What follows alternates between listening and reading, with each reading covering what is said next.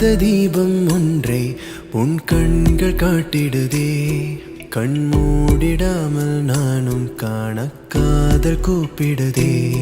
கேட்காத கீதம் ஒன்றை உன் கைகள் மீட்டிடுதே. நீ பேசிடாமல் பேசும் பேச்சை நெஞ்சம் கேட்டிடுதே. குளிரோடை மீது யாரோ வீசிய மூங்கில் உன்னை பாடாமல் பாடி போக